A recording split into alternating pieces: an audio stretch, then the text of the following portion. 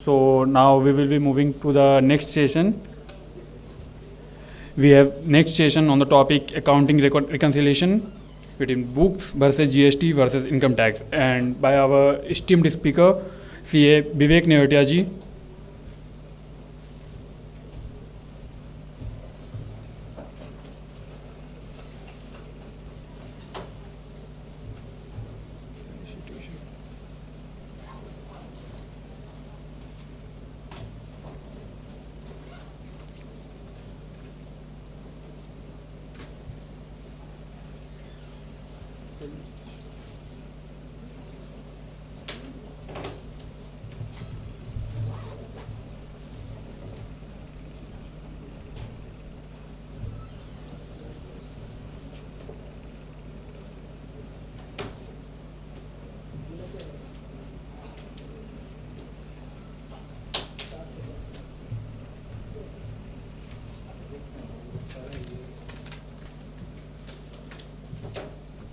CA Vivek Newatia ji is a distinguished finance and legal professional with more than 20 years of experience and is currently a partner at Messrs. S.J. Kishan.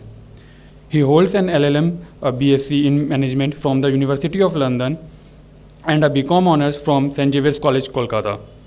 He also holds a diploma in economics and several professional qualifications including FCA, CISA, ISA from ICAI and Registered Valuer certification. He is a certified information systems auditor and has also completed the diploma in information systems audit from ICAI. He has completed specialized certification courses from ICAI in valuation, international taxation, IFRS, and forensic accounting and fraud detection. He serves as a special invitee to the Accounting Standards Board and is a member of the Ind AS or IFRS group. He has also served as a co-opted member of several ICAI committees, including the Expert Advisory Committee, Committee on International Tax, Research Committee, and Corporate and Allied Laws Committee, EIRC. He served as president of Views Exchange during 2014-15 and played a key role in the organization, receiving the Best Study Circle recognition in the Eastern region. He is a registered valuer with IBBI for securities or financial assets and was the first professional in the Eastern region to obtain this qualification. He is also a member of the Kolkata Financial Reporting Review Group, which reviews general purpose financial statements. His area of expertise include expertise valuation, forensic and investigative audits, corporate finance, restructuring and turnaround strategy, mergers and acquisitions, and joint venture negotiations. He was invited as an eminent speaker at ICAI VOFA 2025 and served as a panelist on the topic of aggregation of CA firms. So now I would request CA Dheeraj ji to come on the stage to felicitate CA Vivek Newatia ji.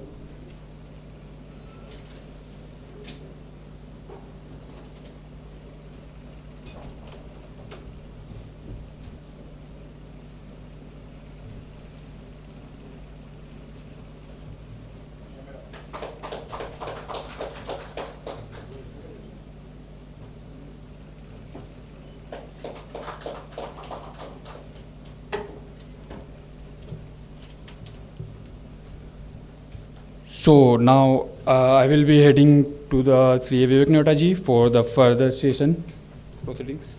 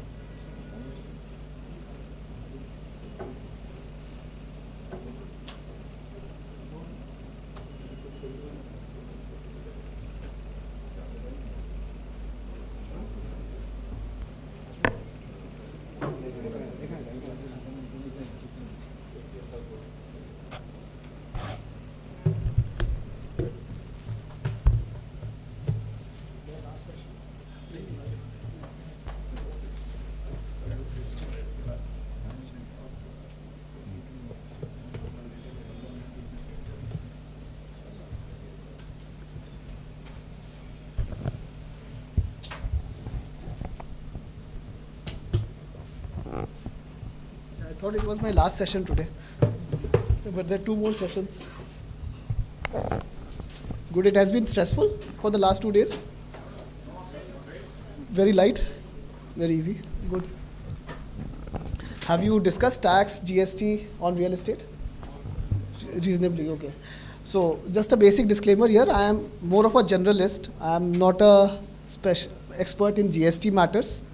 So anything which is spoken about GST or any questions which are there on GST, it's a very basic idea that I have on GST. I may not be able to give a lot of depth or insights into GST. I'm happy to take questions on accounting and tax aspects. More on accounting, I'm more conversant with how accounting works and also with tax. GST and RERA is something which I do not practice very regularly. So I would have a broad idea about each of the laws, but maybe you could find me deficient when it comes to GST and RERA, and I'm happy to learn about those aspects when you give us more insights. So was a difficult topic, and something which was expected was you try to bring in flavor from accounting, tax, GST, RERA in a single 45-minute session. So what I've done is tried to, in fact, look at each of the requirements, books, tax, GST, RERA, try to make a comprehensive presentation on how each of it works in summary, try to evaluate how each of the requirements differ, maybe have thought about how you, if you are from a real estate industry as a CFO, would think about a transaction when it is happening, or as a practicing chartered accountant, when you would advise on a real estate transaction, how would you think about it from all the 4 laws from a generalist perspective is what I thought of when I drafted this presentation. So with this perspective in mind, I think let us look at it from a generalist perspective to look at how each of the laws work when you look at a real estate transaction, and then carry the discussions forward. Happy to be interrupted in between. Happy to have any discussions whenever you feel like. So let us make it interactive and ensure that we make the most of learning for both of us. So I'm not getting into what is JDA, who is a developer, landowner. I think you must have those backgrounds already with you.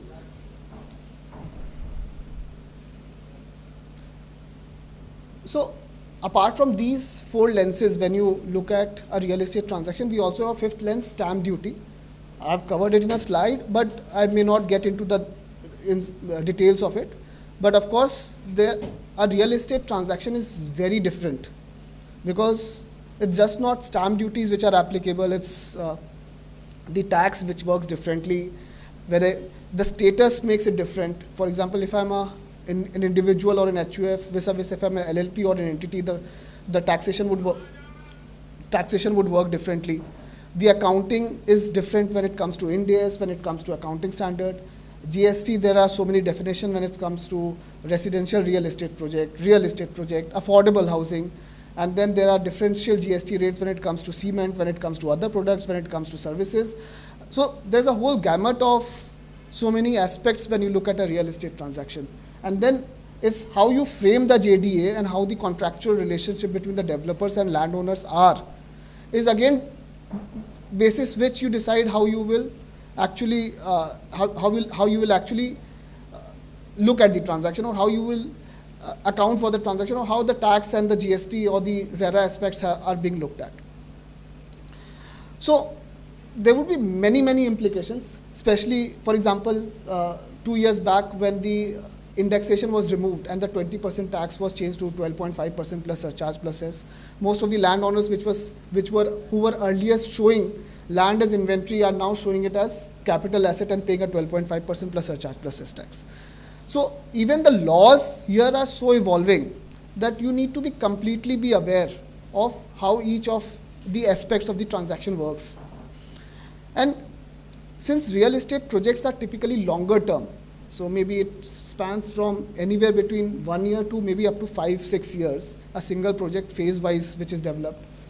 Again, that aspect makes it all the more complicated, because there could be scenarios where you would be intersected between 3 different GST regimes for a particular project, or a different tax regime for different times.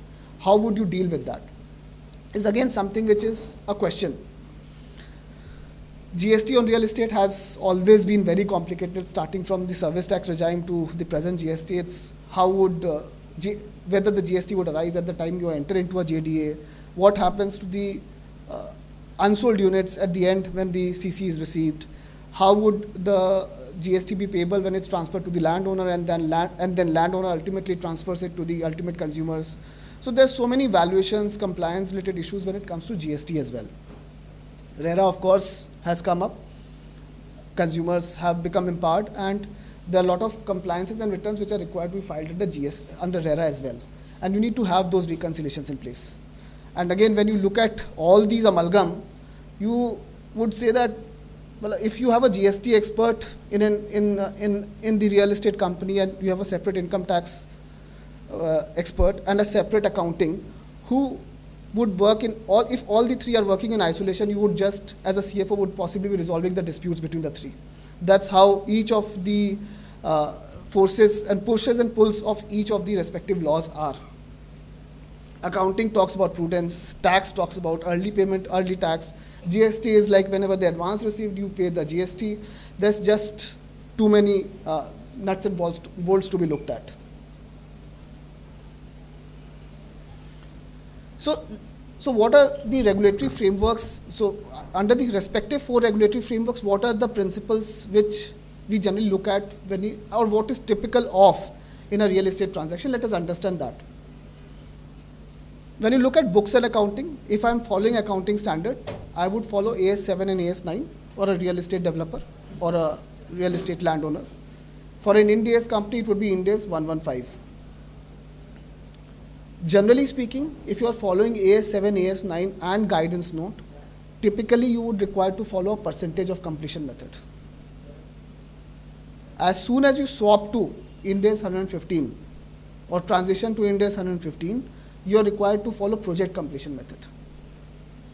The way Ind AS is defined, because of the way RERA law works and the way the right of cancellation being there with the existing customer, you cannot say that the right to say that the risk and reward or the sale is complete in all respects when the risk and reward gets transferred. So by itself in accounting there could be a subset of a company which is following AS, Indian GAAP, and a company which is following Ind AS, and they would be subject to different accounting requirements and different timing. So imagine a scenario which was a company which was following earlier AS, now transitioning itself to Ind AS. The revenue which it had already recognized earlier would now be required to be reversed because the project is in progress. And when you start following Ind AS, that entire revenue will come again. And imagine the challenge when you have to explain the same to the income tax and the GST department of why the turnovers are appearing again in 2 different financial years. So that is the kind of complication when it comes, when you look at the books that arise, when the complications arise. So when Ind AS 11, even under Ind AS, when you were required to follow Ind AS 115, compared to the earlier standard on revenue recognition which was there and the construction contracts which was there, even there certain entities reversed the revenue which was there earlier and reaccounted it basis the project completion method as per the transitional requirements of adopting Ind AS 115. So there was a modified retrospective effect of application and there was a retrospective effect of application. People who followed the complete retrospective effect of application, they reversed the previous revenues and then reaccounted the revenues. Of course, the retained earnings, etc. got affected, but this is how even Ind AS 115 transition happened.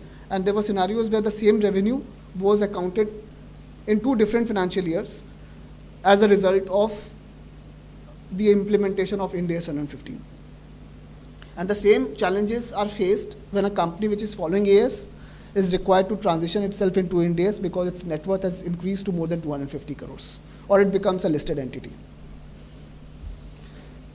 So the revenue recognition principles are very important. The project cost accounting is how you deal with each project. How would you define a project? Whether each phase would be defined as a unit project, whether the complete project would be defined as a project because the common areas could be common to the entire project.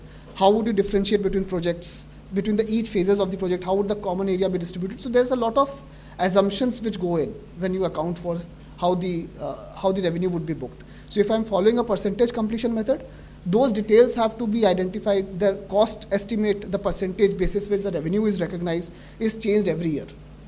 So the cost estimates could undergo a change because there are significant costs which are now required to be incurred. There's a budget revision. How would revenue recognition take care of those aspects are again to be evaluated when you make an accounting for revenue recognition under the real estate, for the real estate transactions. WIP and inventory valuation are again very critical. From a real estate perspective, we sometimes feel that all the costs are required to be capitalized as part of inventory or carried forward as inventory. We sometimes miss out on the accounting standard 2, concept of accounting standard 2 when we are carrying the particular project as an inventory. What are the costs which are eligible to form part of inventory? You have to look at accounting standard 2. How, whether the marketing costs, etc., or the costs which are generally selling costs which are incurred at the time of the launch of the project can be carried forward as part of inventory? Possibly no, because that is how the accounting standard 2 states. But most of us, when we do the accounting for real estate companies which has a single project, we carry forward all the costs as part of real estate inventory. How do we carry forward the interest cost is also important because a project generally takes a substantial period of time to complete. So a project which takes more than 1 year to complete, the interest portion is required to be capitalized as part of the project. If there is significant delay in between, the suspended period, the delay which is there, AS 16 does not allow you to capitalize the interest during that period. So that cost is also required to be charged off to the P&L and cannot be carried forward as part of the cost of or the construction work in progress. The cost of inventory is lying in work in progress. So those aspects which you generally deal, or the accounting issues which generally are applicable to a manufacturing company, are also applicable to the company which is engaged as a real estate developer, and those accounting standards or principles have to be applied. Whether when you enter into a JDA, would you account for the land which you have acquired or the land rights or the development rights, would you account for it when you enter into a JDA? Ind AS, some of the listed companies which are following Ind AS do account for that. But some of the companies which are following AS do not have that practice. Is there a difference between how AS works and how Ind AS works? Possibly yes. So if you look at most of the real estate companies such as Sobha Realty, Prestige, what they do is, for example, Prestige, what they are doing is, whenever they are entering into the JDA, the fair value of the land which is required to be, or the fair value of the construction which is required to be handed over to the landowner is accounted as a cost and payable to the landowner. Or the fair value of the land, and what the other entity Sobha is doing possibly is fair value of the land is accounted for as a cost, and then that cost is amortized over a period when the sales happen. So when you do that accounting under Ind AS, whether the TDS gets triggered, TDS under section 194 IA, because you are accounting for the land today, because it's just a JDA that you have entered into, right? But you are accounting for that land rights today and crediting the liability. It's a good idea possibly from a GST perspective. GST is not payable on land. But when you acquire that land today and show it on your books, possibly the GST risk gets mitigated. So just a single transaction, but there are 2-3 dimensions when it comes to the same transaction and how you account for it. At what value would you account for it? You would possibly say that fair value of the cost of construction could be a good idea. When the cost of construction gets revised, would you revise the value of the inventories tomorrow?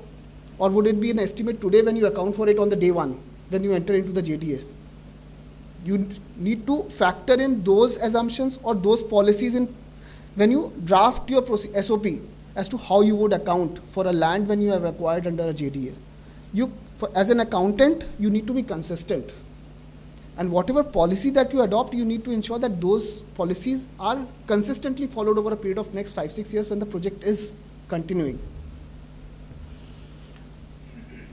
When it comes to income tax, we are aware of the capital gains implications under income tax, section 80 IBA deduction under affordable housing, is applicable. Section 54, 54F exemptions are applicable if I'm a resident.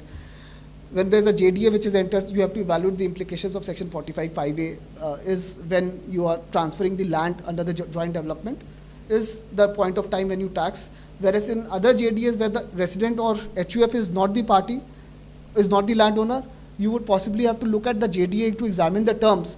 What is the point at which the taxation should happen? Is it the point of time when the land is actually conveyed to the customer, or the point when you enter into the JDA? Those are aspects which you need to look at. GST, again, there's this residential real estate project versus real estate project differentiation. When the input would be allowed, when the input would not be allowed. How would the treatment of TDR be done, or FAR or the FSI be done? Whether entering into a JDA would trigger the GST implications. What are the ITC restrictions and on the inputs which you are having? Again, from a RERA perspective, mandatory registration, 70% escrow, carpet area requirements are now there. You have to ensure that all the agreements which you are entering now are in basis carpet area concepts, and also look at the buyer rights and remedies. Again, these buyer rights and remedies are very relevant from an accounting perspective also, as to you should, as a chartered accountant, evaluate whether the RERA implications affect your accounting, whether there could be a potential contingent liability disclosure that is required when it comes to RERA requirements. So if there is a potential show cause notice or a customer demand or a customer expectation, whether the project can be in a jeopardy if the company is having, let's say, only single project. A going concern could be affected if there's a RERA issue which is there. How would those aspects be taken care when you're doing an accounting is, again, which is very, very relevant. Any thoughts or questions on this, on the thoughts that we discussed till now?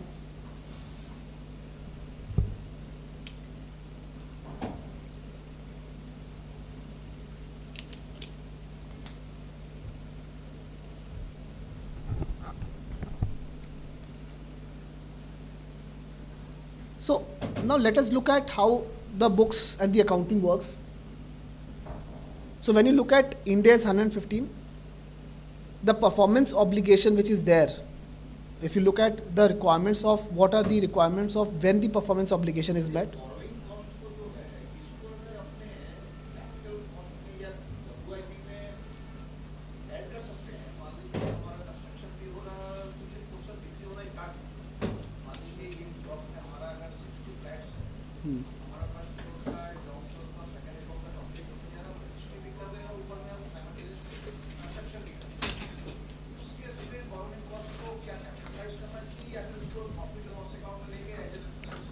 नहीं, देखिए, as long as the project is under progress, you will continue to capitalize the interest cost, total interest, if it is directly attributable to that particular project, and some part of the general borrowings if those have been used for the purpose of the project.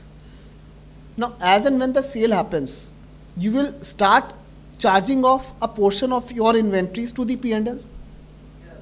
So when you start charging off the portion of inventories, automatically the interest cost which is forming part of your inventories gets debited to P&L as part of inventory, as cost of construction and related expenses.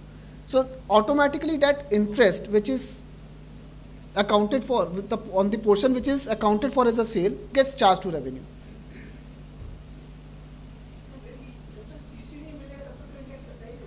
हाँ, हम तो वही बोल रहे हैं, interest will be debited to CWI, construction work in progress, as part of inventory, जब तक CC नहीं मिला वो ठीक है, या जब तक सेल बुक नहीं हुआ पूरा, अपने ऐसा बोल देते हैं, जब तक पूरा सेल नहीं हो गया या जब तक प्रोजेक्ट कंप्लीट नहीं हुआ, राइट? और but except for abnormal delays, you cannot capitalize interest as part of your inventory for the period of abnormal delay. Just one more important point which I possibly missed, we have to test those inventories with net realizable value also. We miss out on that. अपने सोचते हैं कि real estate है, कभी check करने का दरकार नहीं है, but as auditors, as an accountants, we should test it with the net realizable value to check whether the net realizable value is lower.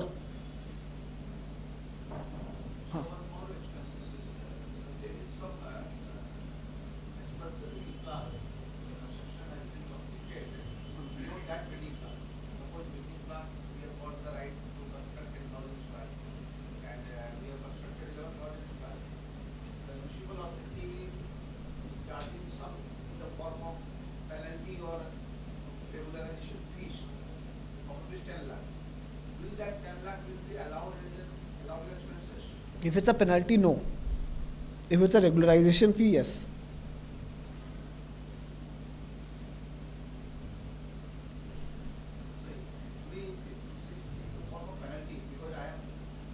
Sometimes it is worded as regularization fee also. I'm not sure how it works so practically. If anyone else has an experience,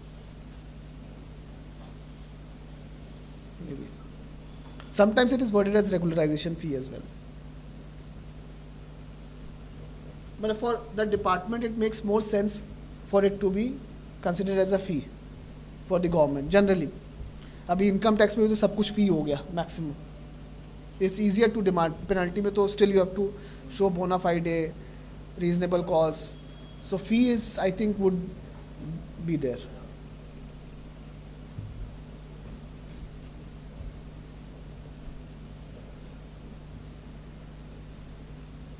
So revenue recognition under Ind AS 115 works on project completion. Under AS 7 and AS 9 read with the guidance note, it works on a percentage completion method. So there is a disconnect between how Indian GAAP works and how Ind AS works. Project cost, we already discussed of how project cost is to be accounted.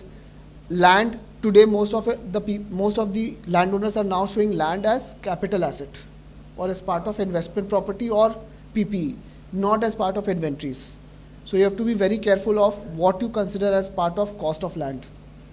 You have to carry it at cost. You can generally, or if you are revaluing it, the entire class of assets should be revalued.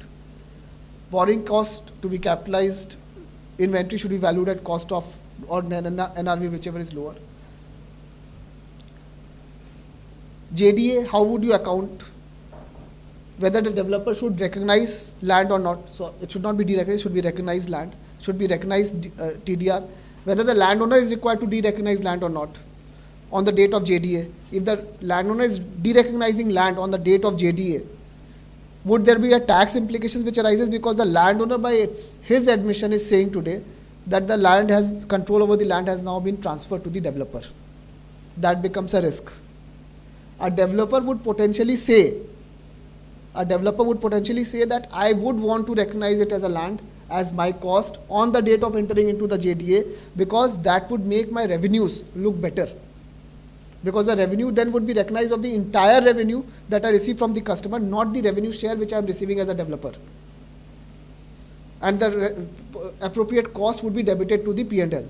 This is what most of the listed companies are now doing so that the top line is better. The land, if I am doing that transaction, if I am accounting for it as such, whether the landowner would then be required to de-recognize the land? Basis the same analogy, because the landowner can possibly argue as part of the JDA that it still retains some rights over the land. But then there would be a disconnect between how the reconciliation would work. I would show a liability to the landowner for the notional cost of land that I have recognized in in the books of me as a developer, but that receivable would not appear in the books of the landowner. That books would appear as a land in asset in the books of the landowner. How would you disclose it in the notes on accounts therefore becomes very important. So you would possibly have, as a landowner in that scenario, would have to disclose what are the rights that you continue to show it in the land and how you, basically what is the fair value or what is the revenue share that you would possibly be entitled today without so much of quantification that is possible, with maintaining a balance of disclosure from an accounting perspective and ensuring effective reconciliation between the landowners and developers' books if and when the reconciliation issue arises. So most of the listed companies which are under Ind AS are typically doing this as a matter of practice because their top lines become better and generally the developer is in charge of marketing as well of the project. So for them to show the entire revenue as part of the sales becomes better and the relevant cost of land being debited to P&L is a better idea for them because the balance sheet size is just better. The bankability of the balance sheet also improves.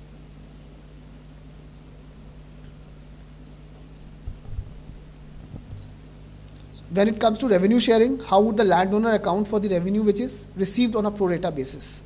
Whether the landowner would, since that portion of the land is being control over those portion of land is being given gradually to the customers or to the developer is that portion of the land over which the revenue is being recognized over a period is to be recognized over a period of the entire project or at the end when the possession is being given. So most of the people, real estate players in India in land are recognizing revenue at the end, saying that accounting as per books is completely different as per tax accounting as per Income Tax Act, and basis the judgments or jurisprudence which are available, they say that until the time when the conveyance actually happens by the landowner and the developer together, developer and landowner as a confirming party, till that time I would not recognize this as a profit from a tax perspective. That is what most of the landowners are presently doing, and they are accounting for it today as a capital asset, so that the capital gains tax that is applicable is only 14.83% on the long-term capital gain that is there. Coming to AS7 construction contracts, we are aware of how guidance note works. This requires you to follow percentage of completion method. The guidance note asks you to consider land also as part of the cost when you look at the percentage completion. This is something which we miss out on, because land typically forms part of the JDA and we do not attribute any cost to that. But guidance note requires you to consider cost of land also as part of the cost to understand how much of the project is completed. That is something which we should look at. There are certain disclosures which are very relevant. Project-wise revenue costs, what is the amount due or receivable from, retentions which are withheld by customers, advances which have been received from buyers, what is the unearned revenue. Those disclosures become relevant. Again, there are key differences which we have already discussed, and Ind AS also requires you to have a variable consideration estimate. However, where there's a point of time recognition, the variable consideration element is not there, because you are recognizing the revenue only when the possession is handed over. So that's something which is there. I think we discussed issues on transition. Any other questions on accounting?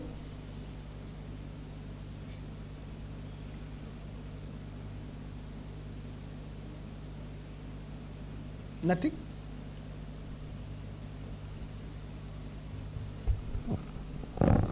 So I think income tax on real estate has been discussed, right? We can skip this. I think any particular issue to be discussed here? We are aware of holding period greater than 24 months, LTCA. We are aware of resident individuals, how the taxation works before 23rd July, after 23rd July. With respect to resident individual, the option of indexation is still there. If I'm an individual selling a immovable property, the option of indexation is still there. And the option of taking a fair value as on 1401, if the asset was acquired prior to 1401, is still there. So these are things which are to be looked at very critically.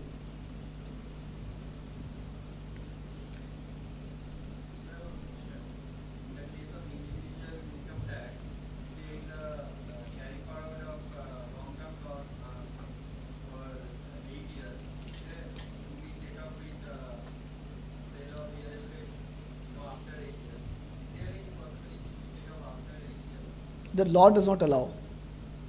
The law does not allow you to set off. It expires. There's no other way.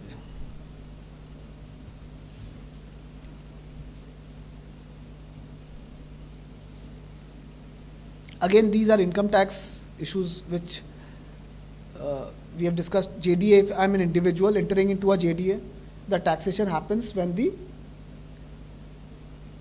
in the year of completion certificate. However, if I'm non-individual or non-HUF, I have to evaluate basis the terms of the JDA, the point of time when the recognition of tax will be there on handing over the JDA, on entering of the JDA. Section 80 IBA, affordable housing projects, we are all aware that there's a Section 80 IBA. However, this is only available if I am under the old regime. If I am under the new regime, I cannot apply Section 80 IBA, and if I'm required to pay MAT under the new old regime, and that MAT is now, basis the budget of this year, is the final tax. You cannot carry it forward. So 80 IBA technically only exists in books to say that there's a 100% reduction, but you are required to pay MAT, which is the final tax. Any questions here?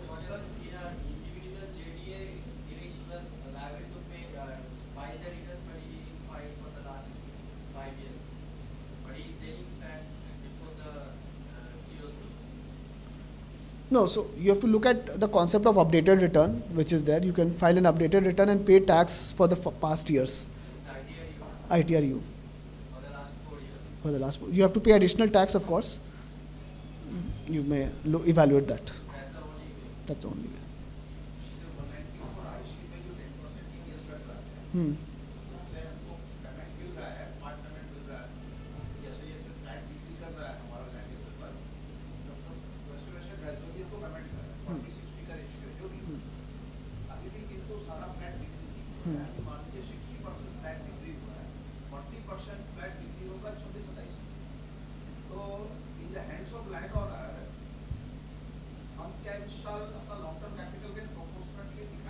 नहीं, as per section 45 5A, the year in which the completion certificate is received is the year on which you account for. So you can account for the entire tax in the year in which the completion certificate is received. As per section 45 5A, that is a specific regime applicable to resident individuals, not to or HUFs, not to entities. For entities, you would have to look at a JDA and evaluate the terms whether the transfer, basis the jurisprudence which is available, is triggered on the date of entering into the JDA, or progressively over a period of 3 years, 5 years, or on the date of CC, or on the date of conveyance. So there are so many points of time on which the tax can possibly arise under a JDA, which has to be evaluated basis the terms which are there in the JDA.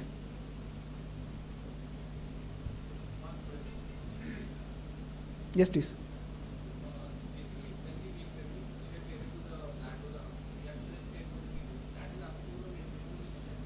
Right. No, that is not applicable. No.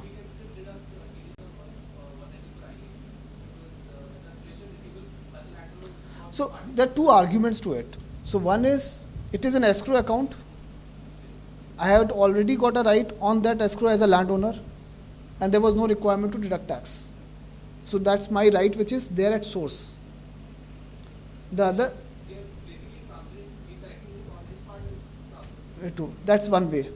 So, and the customer is anyway deducting 1% on the entire consideration when it is paying to the developer. So that is one way to handle the transaction. The other way, of course, is what we discussed 2 slides back, is if we account for the land at fair value today, as on the date of entering into the JDA, on which date I deduct 1% on the value at which I recognize. That's the best thing. You are already doing that. And then there's a liability which is only required to be paid.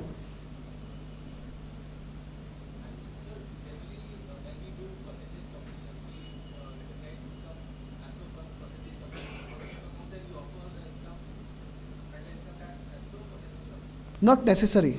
Many people are not doing that, and they are recognizing the revenue only in the books and offering tax on the date of completion.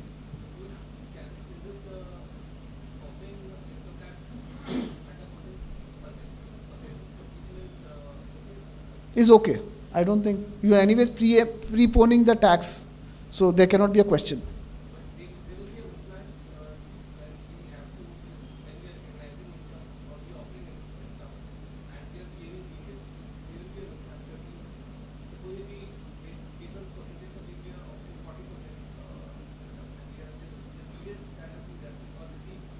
Right, so you have to carry forward the TDS. So let's say if you are following cash basis of accounting and the client has deducted a tax on the invoices which you have raised in the current financial year, and the amount is received in April. So you have to carry forward that portion of TDS to the next year, no? Proportionate.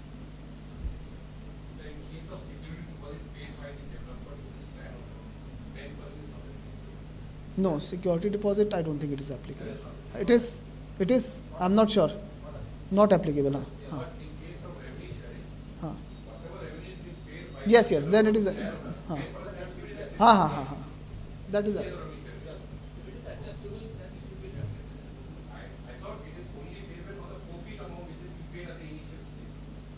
No, no, no, no, no. Refundable deposit is on refundable deposit, what it is refundable. But in case any deposit is paid, it is not refundable. Yes, yes, then it is of course payable. 10% is applicable only in that case.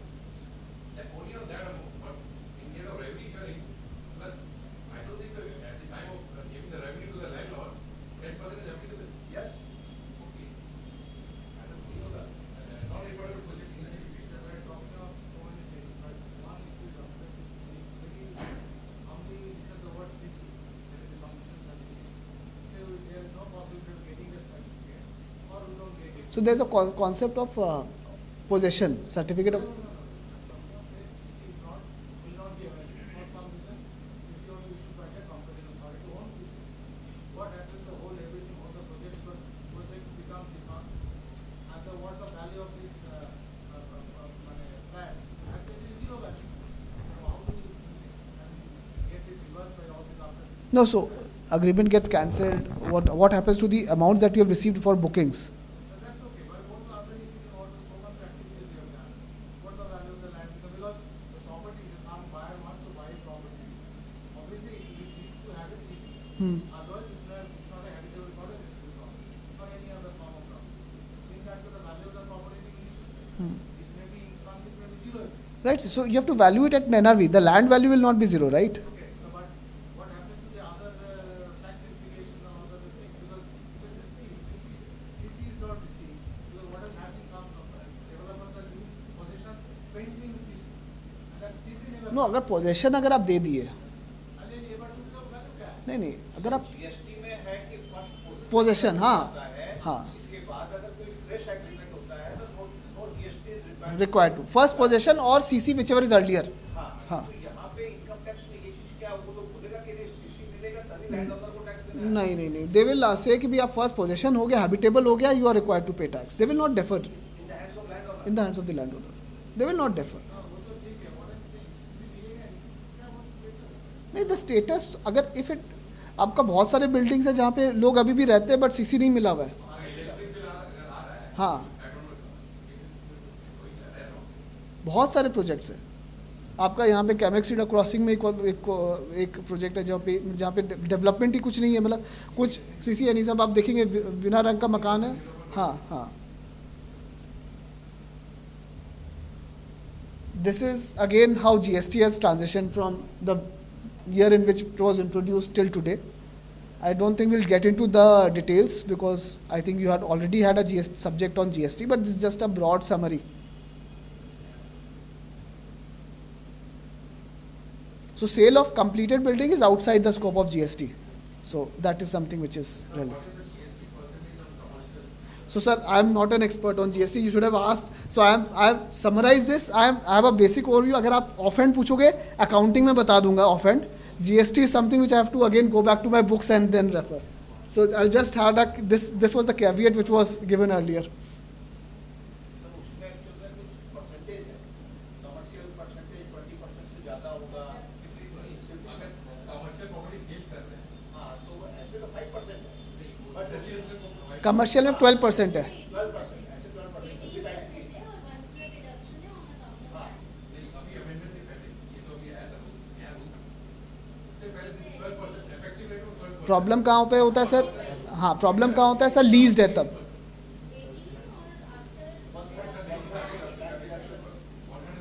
नहीं नहीं हाँ sir 1/3 मिलता है rebate हाँ हाँ नहीं sir 1/3 का rebate हमेशा ही था the only problem is when it's a lease hold land and a lease hold right is given that is a challenge that is वो it is being said that it is not an immoral property and there is a litigation to that कि भी ये तो lease आप दे रहे हो therefore 18% should be applicable because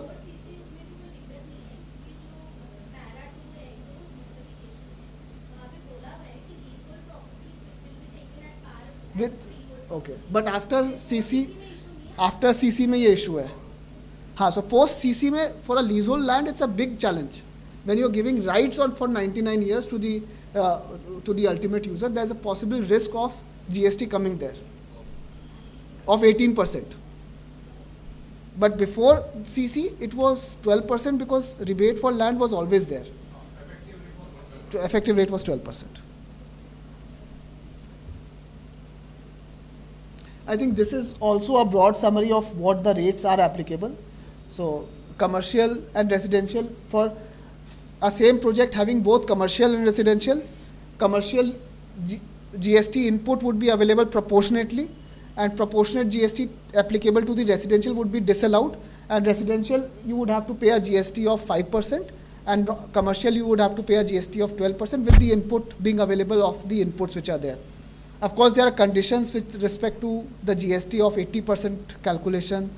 If let's say if there's a deficit, how would the deficit be applicable, whether the entire deficit would be appropriated towards cement or other inputs, again is a matter, gray area which is there. So those are aspects which are there in GST.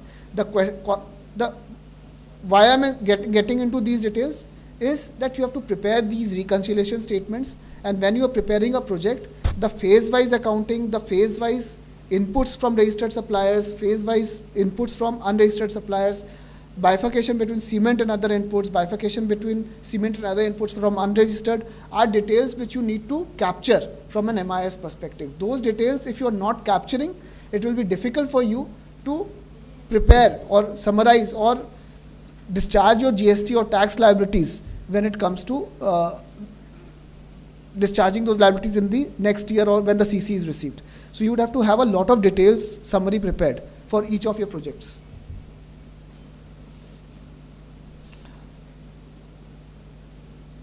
So this is how GST on transferable development rights, FSI, and how JDA treatment is done. Again, this is a broad summary of how this would work. It's just a snapshot of what is applicable and how it is applicable. There could be nuances to it. I've just prepared a summary. It's not something which has to be taken as gospel truth.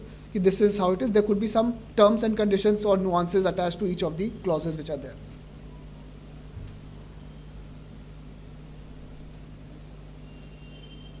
I'll skip this.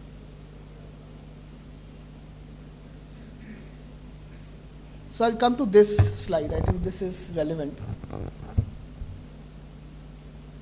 So how would, if you look at income books, we discussed a lot of issues with respect to each of the aspects, income tax, GST, RERA, books.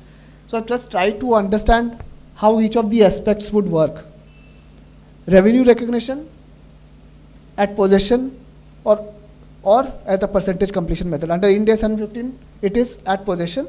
Under AS, it would be under percentage of completion method. Advance from buyer, it would continue to be recognized as deferred income till the time it is recognized as revenue. Land value capitalized at cost only. So if I am the landowner, if I am the developer, the improvements on the land would be recognized as my cost, and the cost of construction, work in progress, etc. would be accounted as part of my cost of land plus development thereon. JDA revenue therefrom should be transferred to, should be deferred to the date on which the CC is received. Till that time, the TDR which I have received or from the landowner is accounted for as an asset. Completion certificate triggers revenue recognition, and cancellations would mean there's a revenue reversal and there's a credit note in books if there's a cancellation subsequently. Revenue recognition when it comes to income tax, most of the time they would expect that if an agreement has been entered into, you account for it as a revenue. The income tax generally expects that, and even if you're recognizing revenue at the end of 4 years or 3 years when the project gets completed, there are disputes when it comes to income tax assessment of the years when the project is in progress and you have received advance against bookings. There is a dispute, and those disputes have to be addressed. Basis the terms of the agreement, basis how you look at jurisprudence, but there are generally always issues, and income tax generally insists on a percentage completion method of recognizing revenue from an income tax perspective. However, there are judgments to say that it would be recognized only on completion and when the possession is handed over, but still there are litigations because of the way how the agreement of sale is worded, how the conveyance is worded, how the JDA is worded. These are 3 aspects which have to be looked at when you look at income tax. Advance from buyer is not taxed until transfer, whenever the transfer is triggered from an income tax definition perspective.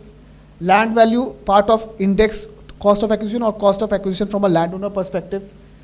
JDA, TDR, if I am a resident, if I am an individual, it is taxable in the year of CC, not before, as per section 45(5)(a). For other entities, you would have to evaluate the terms of the JDA as to understanding the time at which the point of transfer occurs. Completion certificate triggers capital gains, and cancellations, capital gains reversal if valid. So capital gain, if it is happening in the same year, it is fine when you are recognizing a gain. If you are recognized again in the current year and there is a cancellation in the next year, it is very difficult to adjust that if there is no subsequent capital gain. So you have to be very mindful of the cancellations which are possible. GST is any receipt of consideration, even an advance which is received at the time of booking when the project has not been launched or just been launched. GST is applicable on those considerations as well. So you have to be very careful on the advance when you receive. Most of the projects today sometimes do a soft launch. It's not registered under RERA, it's just to friends and family and to limited people, and an advance against bookings are received. Technically, GST is applicable on those advances as well. So be mindful of those compliances. RCM, be very careful about the RCM liabilities under GST. And the reverse charge, whatever is there, is almost a cost, because when it is a residential real estate project, you are not allowed input of the amount of inputs that you are purchasing, or the JDA when you are entering, whatever is the RCM that is required to be discharged is a cost for you. So be very careful of how you purchase or how your inputs which you are purchasing for the purpose of construction are organized. Sometimes you may feel that purchasing from an unregistered supplier may be cheaper, but that may not always be the case, because the GST that you would have to pay, discharge at the last on cement particularly at 28% would be very high. And since the input would not be available if the project is residential, that can be a significant high cost to you. Completion certificate, you have to be again very careful of the unsold units which are there, and proportionate reversal of the GST input which has been taken, particularly if it's a commercial project, is to be looked at. And commercial project नहीं है तो कोई reversal वाला question नहीं, कि उसको पैसे नहीं बट अगर एरिया शेयरिंग कर रहे हैं आप, अगर एरिया शेयरिंग अगर हम एरिया शेयरिंग कर रहे हैं और हम लैंड ओनर को प्रोजेक्ट कुछ एरिया दे रहे हैं, उसमें फिर वो जीएसटी एप्लीकेबल है, लैंड ओनर को वो जीएसटी इनपुट मिल जाएगा बेसिस देयर सर्कुलर, कोई जीएसटी काउंसिल का एक क्लैरिफिकेशन था शायद, जिस और when the land owner sells it before the CC वो उसको जीएसटी, बट अगर लैंड ओनर सेल नहीं किया तब उसके लिए वो कॉस्ट हो गया फिर वो। और लैंड ओनर अगर बिफोर सीसी सेल करता है तो land owner have to get GST registration.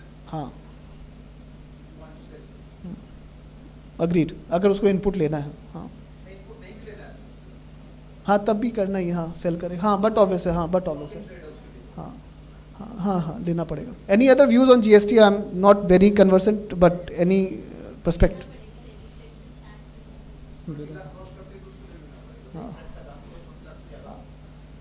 हाँ ठीक है, मतलब RERA again is sale agreement, again income tax में आपको स्टैम्प ड्यूटी वैल्यू को भी मॉनिटर करना है, रेरा में अग्रीमेंट वैल्यू को मॉनिटर करना है, रेरा में you have to be worried about the timelines should also be, you as an auditor should also be concerned about the timelines if there are penalties, possible penalties that may be imposed on the project. Title is required to be disclosed, so title में कोई litigation है, कुछ issues है, please ensure that as part of your notes on accounts you are covering that as an audit report. If you are issuing, if there is disputes with respect to title, you are appropriately covering that those are aspects which you have to look at. Completion certificate required before possession handover, cancellation, mandatory refund plus interest if delay, whether those interests are being accounted for if there is a delay. So basically there are so many aspects when you look at this.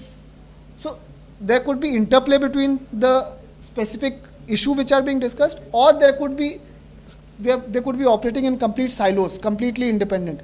So there's so many issues when you look at a real estate transaction. These are just 5 or 6 identified issues, but there are so many other multiple challenges when it comes to a real estate transaction. Is something where you have to think through, and you have to create the right MIS internal. I think that report which is there is to be created so that you do not miss out on any tax liability which may arise. Yes.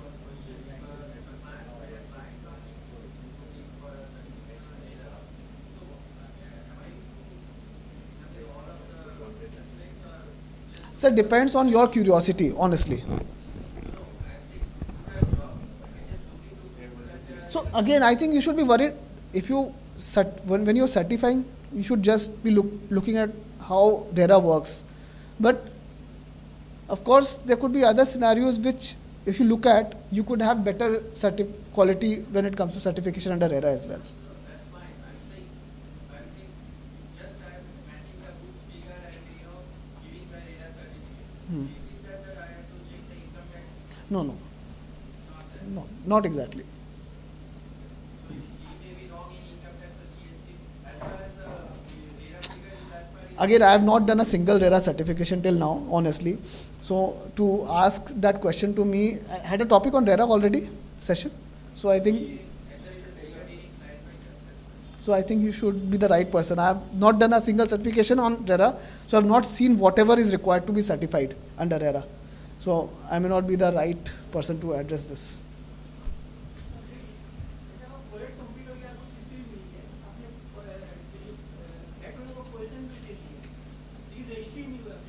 The registry is just a registry. No. Possession is also considered as one of the valid. हाँ.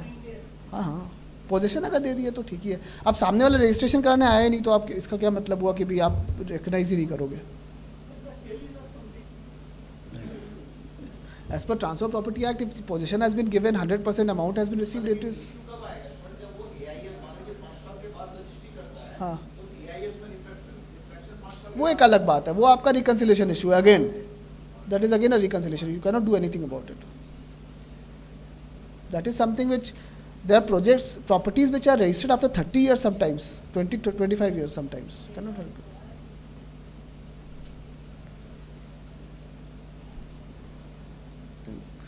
I think these were the all issues which I could think of. So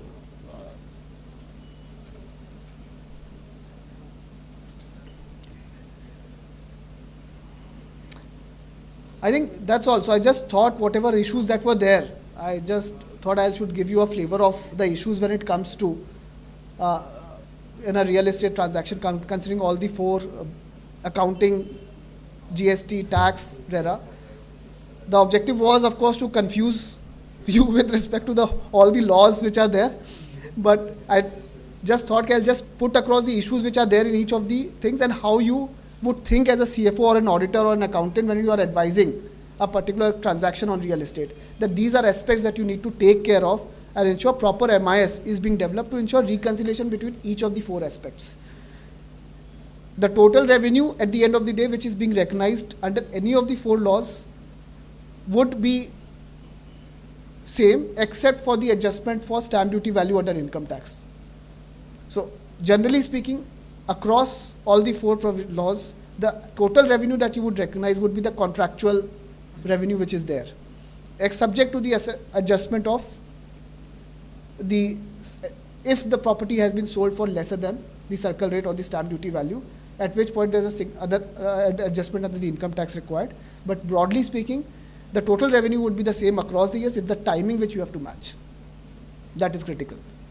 I think that's all from my side. Mank, over to you. Thank you everyone for a patient hearing. Any questions, I'm happy to take.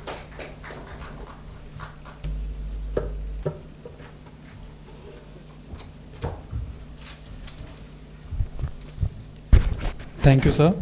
I extend my heartfelt thanks to our esteemed speaker, Sri Vivek Newatia, for his valuable insights on the accounting reconciliation and approaches to simplify and better the same. A special vote of thanks to all the attendees. So now we will be moving forward to the next session and will be carried on by Tyagraj. Thank you. Thank you everyone.